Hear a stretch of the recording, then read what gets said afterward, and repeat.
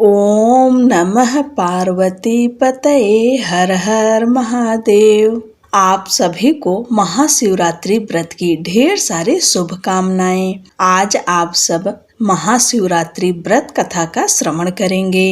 सनातन धर्म में महाशिवरात्रि का पर्व अत्यंत पवित्र और दिव्य माना जाता है। यह वह पावन रात्रि है जब सृष्टि के संहारक और करुणामय देव शिव अपने भक्तों पर विशेष कृपा बरसाते हैं। मान्यता है कि इसी शुभ तिथि पर भगवान शिव और माता पार्वती का दिव्य विवाह संपन्न हुआ था। इसलिए यह दिन शिव शक्ति के पावन मिलन का प्रतीक भी है। महाशिवरात्रि की यह व्रत कथा हमें सिखाती है कि अटूट आस्था, संयम और समर्पण से भगवान भोलेनाथ शीघ्र प्रसन्न होते हैं और अपने भक्तों को मनोवांछित फल प्रदान करते हैं। आइए हम सब मिलकर भगवान शिव और माता पार्वती का ध्यान करते हुए इस कथा को सुने। पौराणिक कथा के अनुसार प्राचीन समय में चित्रभानु नामक एक शिकारी था। भगवान शिव का ध्यान करते हुए कथा को सुनिए। वह रोज जंगल में जाकर शिकार करता और ऐसे ही अपने परिवार का पालन पोषण करता था। चित्रभानु उसी नगर में रहने वाले एक साहूकार का कर्जदार भी था और आर्थिक तंगी के कारण ऋण नहीं चुका पा रहा था। एक दिन साहूकार ने गुस्से में आकर चित्रभानु को शिव मठ में बंदी बना लिया। संयोग से उसी दिन मासिक शिवरात्रि थी। मासिक शिवरात्रि के कारण शिव मंदिर में भजन और कीर्तन हो रहे थे, जिसका बंदी शिकारी चित्रभानु ने पूरी रात आनंद लिया। अगली सुबह साहूकार ने शिकारी को अपने पास बुलाया और ऋण चुकाने के लिए कहा, जिसके बाद शिकारी चित्रभानु ने कहा, सेठ जी, मैं कल तक आपका पूरा ऋण चुका दूंगा। शिकारी के वचन को सुनकर सेठ जी ने उसे छोड़ दिया। सेठ से आजाद होकर शिकारी शिकार के लिए जंगल में गया, किंतु पूरी रात बंदी गृह में भूखा प्यासा होने के कारण वह थक गया और शिकार की खोज में जंगल में बहुत दूर आ चुका था, जहां से उसे लौटने में सूर्यास्त होने लगा, जिसके कारण उसने सोचा आज तो रात जंगल में ही बितानी पड़ेगी। ऊपर से उसे कोई शिकार भी नहीं मिला था जिसे बेच वो सेठ जी का ऋण चुकाता। यह सोचते सोचते वह एक तालाब के पास पहुंचा और भरपेट पानी पीकर सुस्ताने के लिए एक बेल के पेड़ पर चढ़ गया, जो उसी तालाब के किनारे पर था। उसी पेड़ के नीचे एक शिवलिंग था, जो पत्तियों से ढके होने के कारण नहीं दिख रहा था। कर्ज चुकाने और परिवार के लिए खाना लाने की चिंता में व्याकुल शिकारी चित्रभानु पेड़ पर बैठे बैठे बेलपत्र को तोड़ तोड़ कर नीचे गिराए जा रहा था। संयोगवश वो सभी बेलपत्र भगवान शिवलिंग पर ही गिर रहे थे। शिकारी चित्रभानु रात्रि से लेकर पूरे दिन भूखा प्यासा था, जिसके कारण उसका मासिक शिवरात्रि का व्रत हो गया था। कुछ समय बाद उस तालाब पर पानी पीने के लिए एक गर्भवती हिरणी आई और पानी पीने लगी।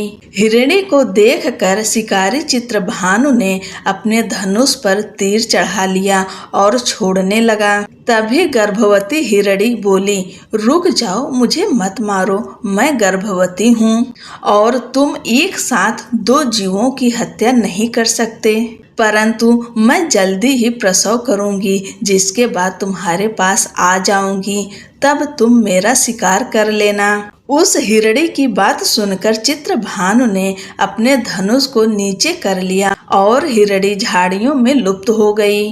इस दौरान जब शिकारी ने अपने धनुष की प्रत्यंचा चढ़ाई और ढीली करी तो कुछ बेलपत्र टूटकर शिवलिंग के ऊपर गिर गए, जिसके कारण शिकारी के हाथों से प्रथम पहर की पूजा भी हो गई। कुछ समय बाद दूसरी हिरणी झाड़ियों से निकली, जिसे देखकर शिकारी के खुशी का ठिकाना नहीं रहा। चित्रभानु ने उस हिरणी का शिकार करने के लिए फिर से धनुष उठाया और तीर छोड़ने लगा। तभी हिरणी बोली, हे शिकारी, आप मुझे मत मारो, मैं अभी ऋतु से निकली हूँ और अपने पति से बिछड़ गई हूँ। उसी को ढूंढती हुई मैं यहाँ तक आ पहुँची। मैं अपने पति से भेंट कर लूं, उसके बाद तुम मेरा शिकार कर लेना। यह कहकर वह हिरणी वहां से चली गई। इस दौरान शिकारी चित्रभानु 2 बार अपना शिकार खो दिया था, जिससे और चिंता में पड़ गया।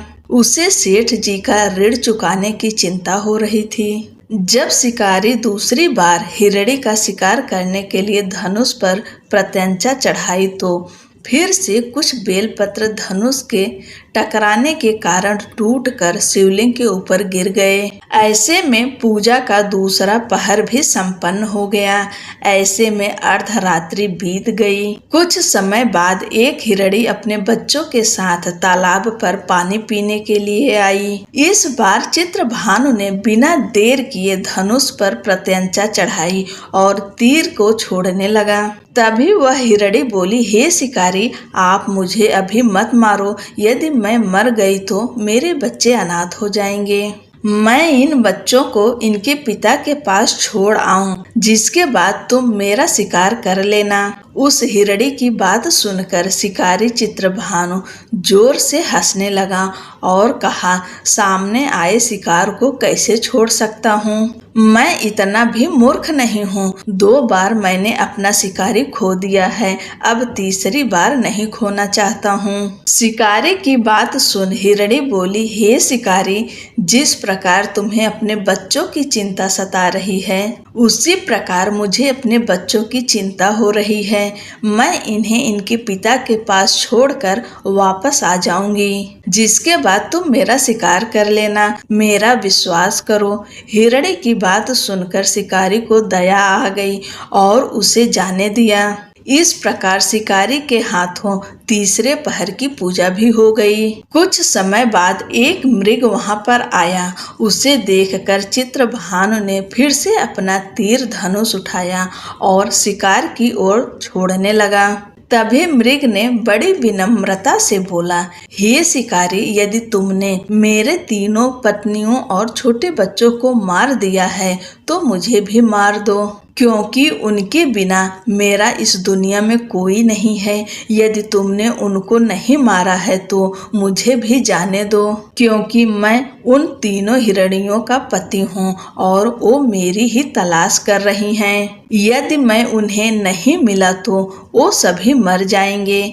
मैं उन सभी से मिलने के बाद तुम्हारे पास आ जाऊंगा, जिसके बाद तुम मेरा शिकार कर सकते हो। उस मृग की बात सुनकर शिकारी को पूरी रात का घटना चक्र समझ आ गया।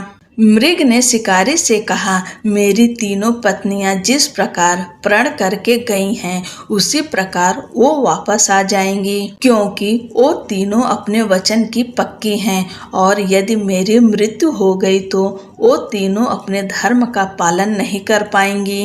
मैं अपने पूरे परिवार के साथ शीघ्र ही तुम्हारे सामने आ जाऊंगा। कृपा करके अभी मुझे जाने दो। शिकारी चित्रभानु ने उस मृग को भी जाने दिया और इस प्रकार बार बार धनुष उठाने और नीचे रखने में बेलपत्र गिरने के कारण अनजाने में उस शिकारी से भगवान शिव जी की पूजा संपन्न हो गई, जिसके कारण शिकारी का हृदय बदल गया और उसके मन में भक्ति की भावना उत्पन्न हो गई।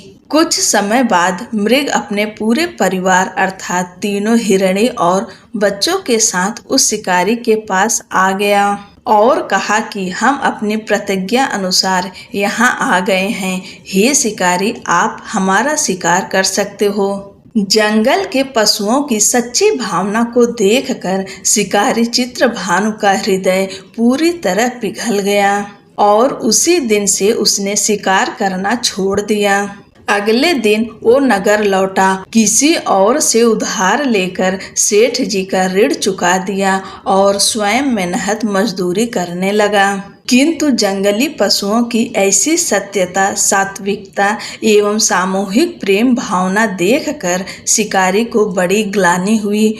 उसके नेत्रों से आंसुओं की झड़ी लग गई। उस मृग परिवार को न मारकर शिकारी ने अपने कठोर हृदय को जीव हिंसा से हटा सदा के लिए कोमल एवं दयालु बना लिया। देवलोक से समस्त देव समाज भी इस घटना को देख रहे थे। उसके ऐसा करने पर भगवान शंकर ने प्रसन्न होकर तत्काल उसे अपने दिव्य स्वरूप का दर्शन दिए तथा उसे सुख समृद्धि का वरदान देकर गुह नाम प्रदान किए। यही वह गुह था जिसके साथ भगवान श्री राम ने मित्रता की थी। ओम नमः पार्वती पतये हर हर महादेव। बोलो भोलेनाथ की जय, माता पार्वती की जय।